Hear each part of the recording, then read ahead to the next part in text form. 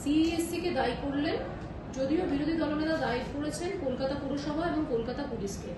তাদের বিরুদ্ধে এফআইআর করার কথাও বলেছেন সুব্রত। আপনি আলাদা মামলা করেছেন, তার প্রেক্ষাপটটা বলুন, আর মুখ্যমন্ত্রীর এই বক্তব্যের বিষয়ে আপনি কি বলবেন? দেখুন, মুখ্যমন্ত্রী কাউকে দায় চাপিয়েও বলুন বা দোষী হলেও বলে এড়িয়ে গেলে তো হবে না। জানতে চাই পুলিশের পক্ষ থেকে কি কোনো মামলা এখনো হয়েছে?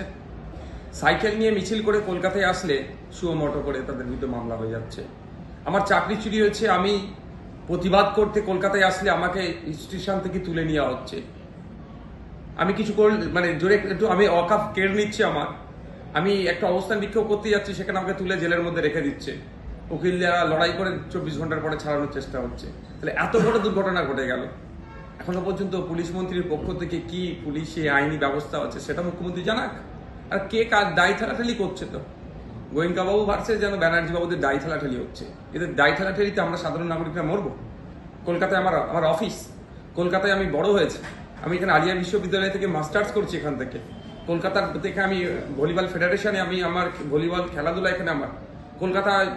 কলকাতার মানুষ গত 2 দিন ধরে যেভাবে সমস্যার সম্মুখীন হতে চলেছে, এটা থেকে তো পরিত্রাণ পেতে হবে। শুধুমাত্র দায় ধারাধারি করলে হবে না। তো আমি দেখতে পেলাম কি বেশ কিছু জায়গায় গ্যাপ আছে, যে ইলেকট্রিক শক লেগে যারা মারা গিয়েছে, এই দায়ভার তো নিতে হবে সরকারকে, প্রশাসনকে, এড়িয়ে যেতে পারে না। এবার কাদের দায়িত্ব আছে, তারা দায়িত্ব কাজ পালন করতে পারছে না, তাদের বিরুদ্ধে ব্যবস্থা গ্রহণ করুক। সেটাও দেখি কিছু হচ্ছে না, শুধু দায় ঠেলাঠেলি হচ্ছে আর মিডিয়াতে চর্চা হচ্ছে। সেজন্য আমি আমার মানবিকতার খাতিরের জায়গা থেকে এসে আমি আজকে পিআইএল করেছি যে এইগুলোর নাগরিককে পরিষেবা দেওয়া দরকার। আজকে জনজীবন বিপর্যস্ত হয়ে যাচ্ছে। আপনারা অনেকে ভিডিও দেখিয়েছেন, অনেক ছবি দেখিয়েছেন, কিভাবে মানুষ বাসে উঠে যাচ্ছে, ওই বৃষ্টির মধ্যে অফিসে যেতে হচ্ছে, না গেলে তার মাইনে কাটবে। ম্যাক্সিমাম বেসরকারি সেক্টরে হচ্ছে। তো এই যে সমস্যা হচ্ছে, নাগরিক জীবনাতে বিপর্যস্ত হয়ে উঠছে। তো নাগরিক সুরক্ষা বলে কিছুই নাই কলকাতা শহরে। সেই জন্য আসছে আজকে কোর্টের দ্বারস্থ হয়েছি। আশা করছি বিচারপতি ডাইরেকশন দেবে আগামী দিনে কলকাতা শহর সুস্থ থাকবে, কলকাতা শহর সচল থাকবে। আচ্ছা, মেয়র দাবি করেছিলেন মঙ্গলবার রাত 10টার মধ্যে জল নেমে যাবে, কিন্তু বাস্তবে এখনো কলকাতা শহরের অনেক অংশ জলমগ্ন। মেয়র সাহেব অনেক গল্প শোনান, কাজের কাজ কিছু হয় না। মেয়র সাহেবের কাজ হবে, যদি মেয়র সাহেব যদি দায়িত্ব দেয় আমাদেরকে বলুক, আমরা নিয়ে যাচ্ছি। যেগুলো যে কলকাতা শহরের এই নিকাশি ব্যবস্থাকে ধ্বংস করেছে, যেখানে সেগুলো বুলডোজার চালাবে, জিজ্ঞাসা করুন তো। বৈধ তো অবৈধ নয় সেগুলো। আপনার ড্রেনগুলো, ম্যানহোলগুলো যেগুলো আছে সেগুলো কি পরিষ্কার করবে? সাথে সাথে এই কলকাতা থেকে যে বৃষ্টির জলগুলো গিয়ে যেখানে পড়ছে, সেই খালে পড়ছে বলুন, বিলে পড়ছে বলুন, যেখানে সেই জায়গাগুলো তো দখল হয়ে গেছে।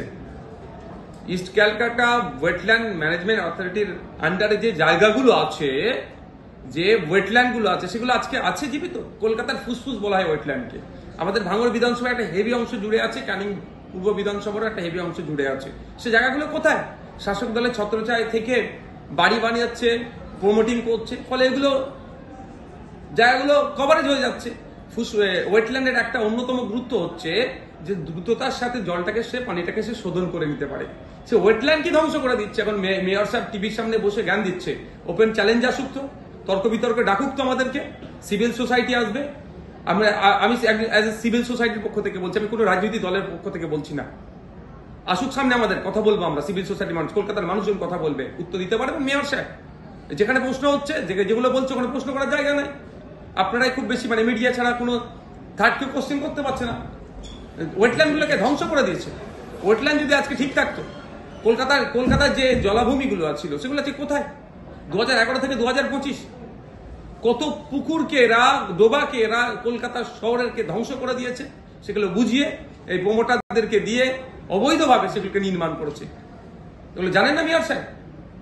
এখন মানুষের কাছে ভালো শাস্তি চাইছে। 10টা মানুষের প্রাণ চলে গেল, শুধু মানুষ প্রাণ নয়। আরে কুমারটুলিতে অবস্থা দেখুন, যেখানে আজকে এই সময় তারা কোথায় যাবে? রাজ্য সরকারকে দায়িত্ব নিতে হবে, মিউনিসিপ্যাল কর্পোরেশনকে দায়িত্ব নিতে হবে, তার ক্ষতিপূরণের ব্যবস্থা করতে হবে।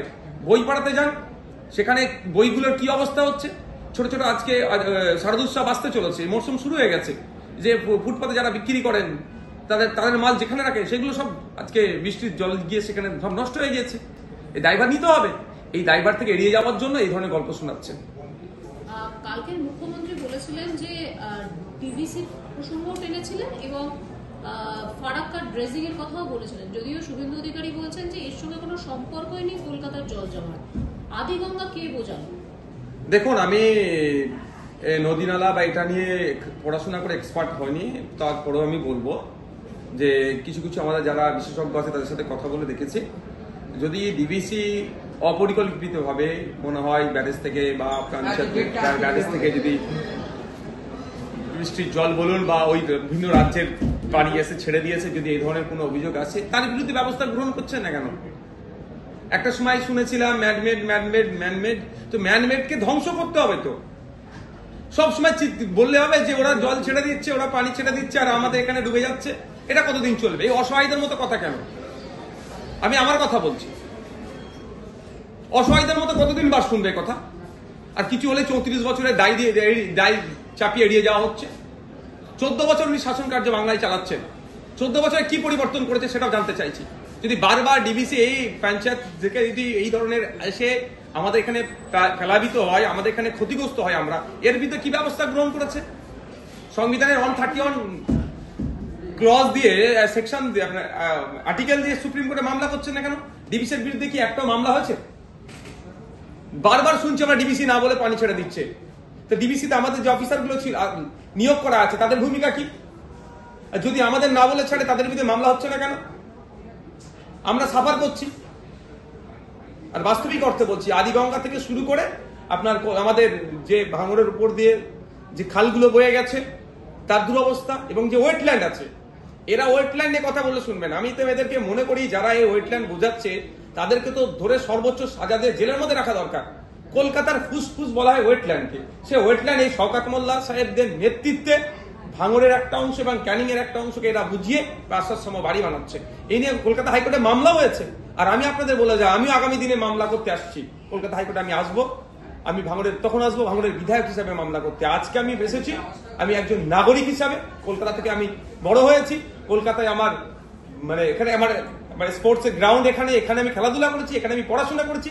কলকাতার মানুষের দুর্দশার কথা ভেবে আমি একজন মানুষ হিসাবে মামলা করতে আজকে এসেছি।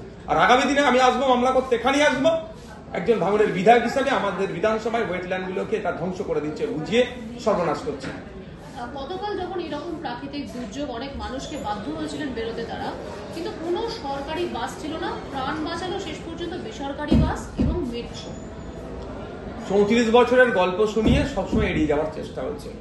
এই 34 বছরের গল্প শুনিয়েছে, কিন্তু 14 বছর ধরে শিক্ষা, স্বাস্থ্য, গণপরিবহনের মতো গুরুত্বপূর্ণ বিষয়গুলোকে পুরো ধ্বংস করে দিয়েছে। আজকে সরকারি বাস কোথায়? গতকালকে তো বিশেষ করে বেশি বাস নামানো দরকার ছিল, তার পরিবর্তে বাস দেখা পাচ্ছিল না।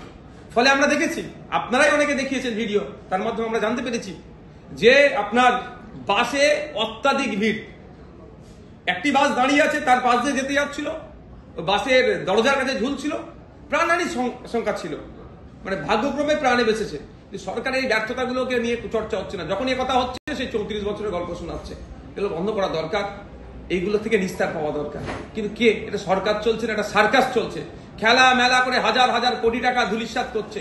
কিন্তু সরকারি বাস যদি বেশি বেশি করে নামায়, রাজস্ব আসবে, মানুষের সুবিধা হবে, সেটা এটা করছে না। আর একটা কথা, শুধু প্রাকৃতিক দুর্যোগ আমি বিশ্বাস করবো না এর কথায়। প্রাকৃতিক দুর্যোগের সাথে সাথে সরকারের দুর্যোগ করেছে, সরকারেরও ব্যর্থতা আছে। আমি একজন বাংলার নাগরিক হিসাবে আমার স্বাধীনচেতা আছে, আমার স্বাধীন চিন্তা ভাবনা থেকে দাঁড়িয়ে বলছি, যেমন প্রাকৃতিক দুর্যোগ হয়েছে, বৃষ্টি হয়েছে, তার সাথে সাথে সরকারের ব্যর্থতার জন্য গতকাল বা পরশুদিন রাত থেকে গতকাল পর্যন্ত আজকে পর্যন্ত যে সমস্যার সম্মুখীন হতে হচ্ছে নাগরিককে, এর দায় সরকার এড়িয়ে যেতে পারে না। আর একটা লাস্ট প্রশ্ন করবো, ফের পুলিশকে মারধর করা হয়েছে সিউড়িতে, মারা হলো, ঘুষি দিয়ে জামা ছিঁড়ে দেওয়া হয়েছে, মারধরের অভিযোগ টোটো চালকের বিরুদ্ধে। না, আমি পুলিশের উপর আক্রমণের আমি কোনোদিনই এটাকে আমি অ্যাকসেপ্ট করতে পারি না, এর আমি বিরোধিতা করব। তবে আমার একটা প্রশ্ন থেকে যাচ্ছে, এই মানুষ আইন আজকে হাতে তুলে নিচ্ছে কেন? পুলিশে যে সম্মান দিচ্ছে না কেন?